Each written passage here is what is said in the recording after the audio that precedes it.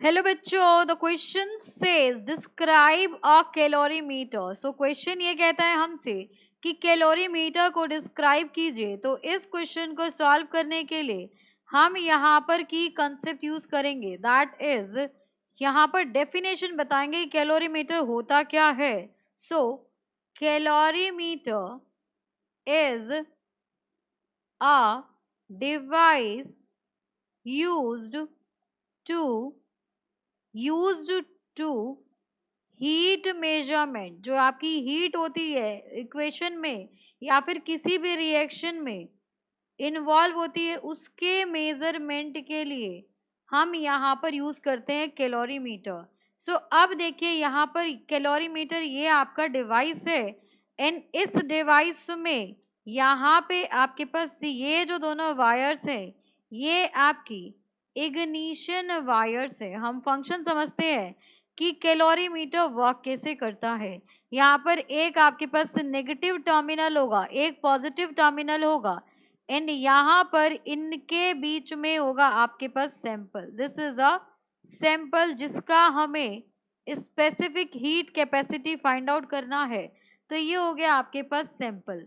अब नेक्स्ट देखिए, यहाँ पर ये होगी आपकी ऑक्सीजन ट्यूब। यहाँ से आप ऑक्सीजन सप्लाई करेंगे and this is your stirrer. Stirrer क्या करेगा, ये कंटिन्यूसली जो इसमें वाटर है इसको हम कंटिन्यूसली स्टिर करते रहेंगे ताकि ये जो वाटर है यूनिफॉर्मली आपका गर्म हो।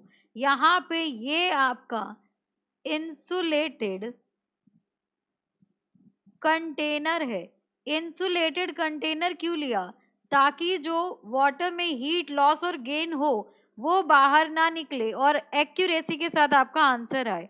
एंड यहाँ पर इस टेम्परेचर को मेजर करने के लिए इसमें यहाँ पर थर्मोमीटर भी लगा है जो टेम्परेचर को मेजर करेगा।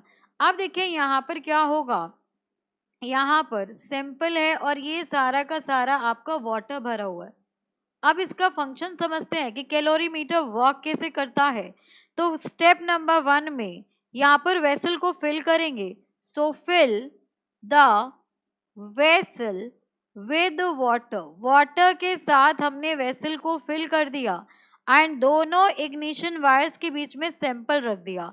अब सेकंड स्टेप में क्या होगा, burn a fixed amount of fuel to heat the water।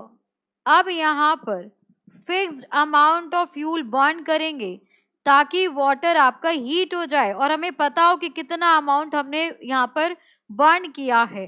And third step में क्या होगा, थर्ड स्टेप में हमें ये पता होना चाहिए कि यहाँ पर ये लॉजिक लग रहा है, the heat loss by the fuel. जो फ्यूल है आपके पास उससे जो हीट लॉस हो रहा है that will be equals to heat gained by water. जो आपकी वाटर है वो उतना ही हीट गेन करेगी। तो एक बार डायग्राम में देखिए, यहाँ पर ये आपका सैंपल है, ये आपका फ्यूल है, तो उतना ही हम इसको कैलकुलेटेड वे में इसको हम हीट करेंगे और इसको बर्न करेंगे कि जो इसका हीट लॉस होगा वो वाटर एब्जॉर्ब कर लेगा। फिर यहाँ पे देखिए नेक्स्ट स्टेप में क्या होगा, देन स्टेप नंबर 4 में द मेटेलिक वेसल। यहाँ पर जब हीट रिलीज और हीट गेन हो रही है तो metallic vessel is kept in insulator jacket. यहाँ पर जो मेटेलिक वेसल है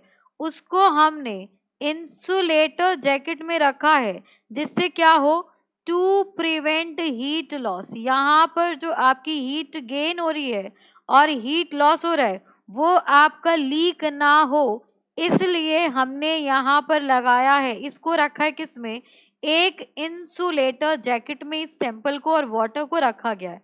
देन स्टेप नंबर 5 में क्या होगा, स्टेप नंबर 5 में जो स्टिरर है उसका यूज हम किस लिए करें कि ये जो वाटर है इसको क्या करते रहे, स्टिर करते रहे कि ये यूनिफॉर्मली आपका गर्म हो जाए।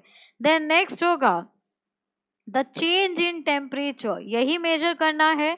So the change in temperature will be measured, जो आपका टेम्परेचर चेंज हुआ है ये किसके थ्रू मेजर होगा, हमने यहाँ पर एक थर्मोमीटर यूज किया है, so will be measured through thermometer.